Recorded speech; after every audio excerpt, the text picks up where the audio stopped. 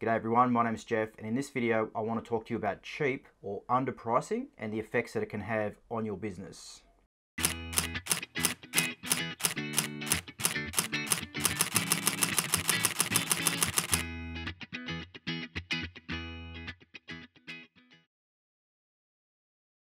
Underpricing sends the wrong impression. It gives the impression to your clients, your agents, that the photography you create isn't really worth much. Think about it. It's not a matter of charging $1 million a photo to try and make photos worth $1 million. That's not what I'm talking about. I'm talking about a fair and reasonable price that accurately reflects the value of the service or the product that you're giving.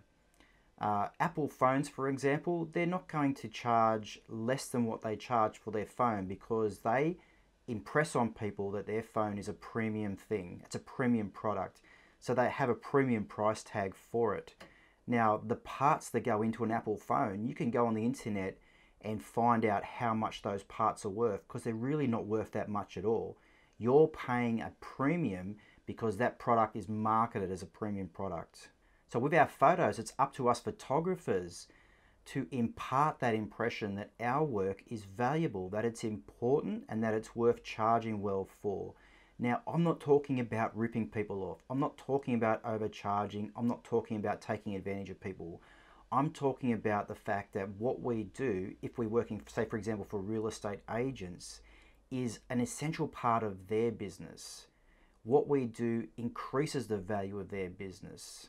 So when we underprice and we go in and do a service which provides them an integral part of their business, and we undercharge for it and suffer as a result, we're just sending the wrong impression.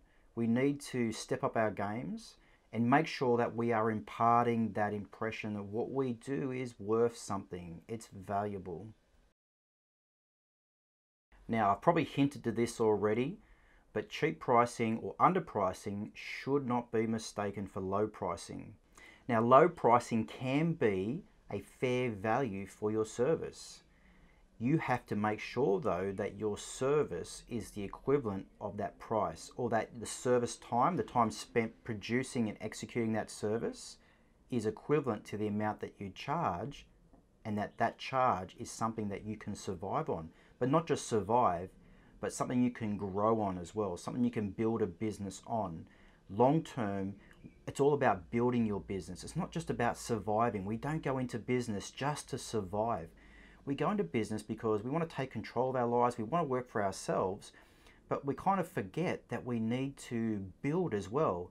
A business is something that we want to build over time. We want to have that financial freedom or that financial buffer to be able to build our business, to be able to get better gear maybe, or get better training, or offer better services and that kind of thing over time.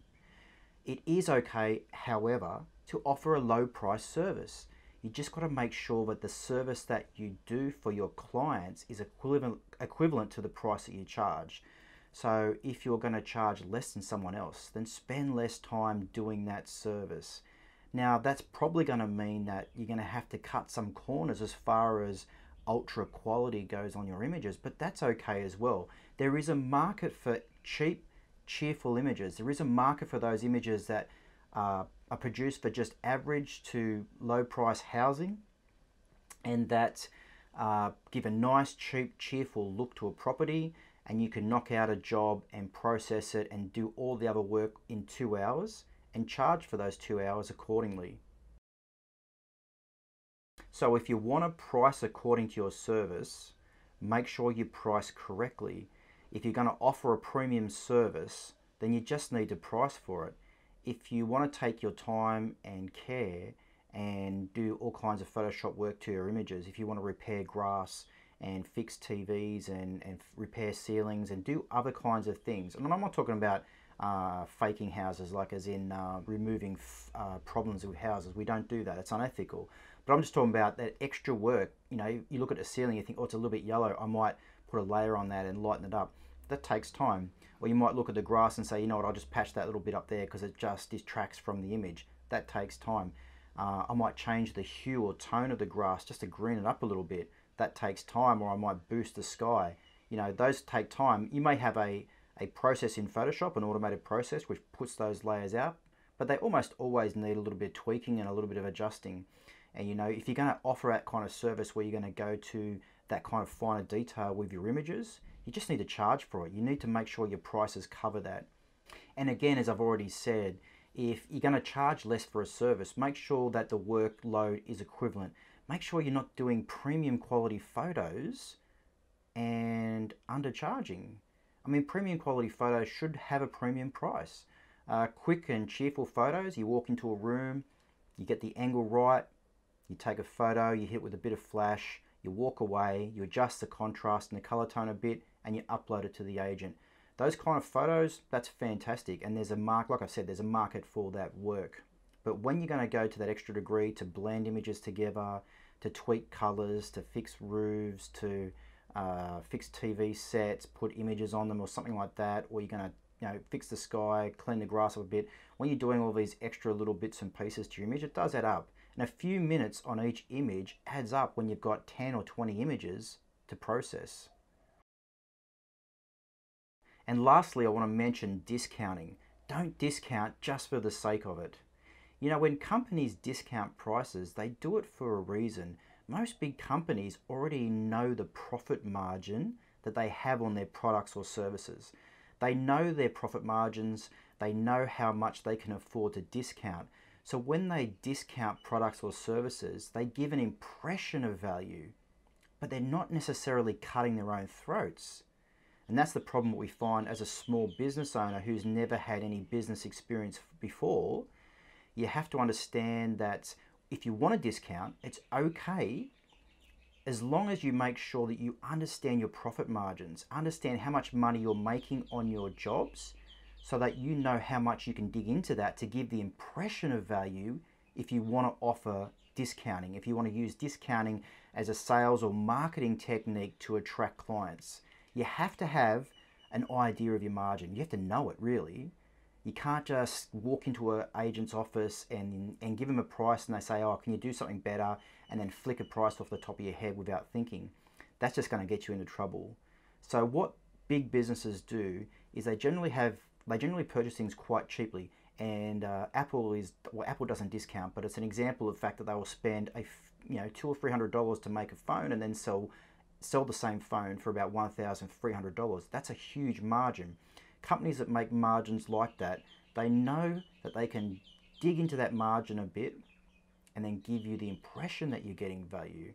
So the initial price that they put on it is greater than probably what they should, but then they discount that price and you think, wow, I'm getting a deal, and you buy it, or you buy that service or that product.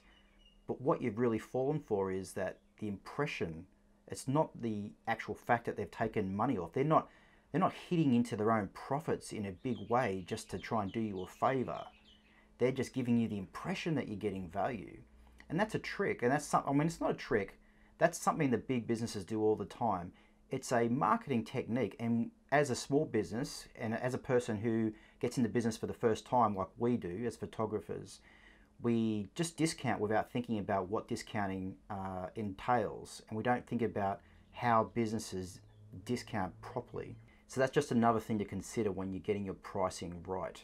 Now, I really hope that this video on underpricing or low pricing helped you in some way. I hope if you're starting a business for the first time that this helped you to avoid some of these mistakes. I've made quite a few of these mistakes over the years, and I've learnt the hard way from them. At the end of the day, when you're starting a business, we just have to be careful with our price and make sure that it matches the kind of service, the type of service that we want to offer. Now, if you have any questions or comments, feel free to leave them below and I'll get back to you as soon as I can. But otherwise, thank you again for watching, and I'll see you in the next video. I just want to say a heartfelt thank you to all my subscribers. Thank you for subscribing to my channel and watching my videos and following. Thank you for your questions and comments as well. When I started this channel, I started it because I just wanted to help people with their photography businesses, specifically real estate photography. I met a lot of people who are struggling in real estate photography, who are struggling with pricing and low pricing specifically. and I had a lot of conversations with a lot of different people, and that kind of pushed me to start this channel to try and help people, to try and educate, and just to try and lift the industry overall. And that was always my first and primary goal for this channel. I didn't really expect this channel to grow as much as it has over the last couple of years, and I feel very privileged that it has. And I'm privileged for every single person who subscribes and watches my content. I've run my own business full-time since 2007, and I photographed my first real estate property way back in 2005. So for me, it's been a long time. It's been 14 years now since my first real estate photography job. Over the years, I've worked for dozens of agents, and I've done hundreds, if not thousands of jobs, and I've seen almost every property you can imagine. And over the years, I've experienced the ups and downs of this industry and this business in every way, shape and form. I'm currently putting together some educational content which I'll be offering on my website. And if that's something that interests you, then you can go over to my website and sign up for email notifications of when that content will be available. Again, thank you to everyone who subscribed and watched my videos, and I'll see you in the next one.